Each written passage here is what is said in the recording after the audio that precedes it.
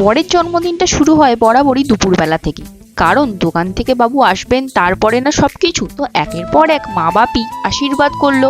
এরপর গোপালের প্রসাদ ছোট্ট করে একটু থালায় তুলে রাখা হয়েছিল, কারণ গোপালের প্রসাদ আমরা কেউ আমিষ পাতে খাই না। গোপালের প্রসাদ খেয়েই আমরা দুপুরের খাওয়া শুরু করি।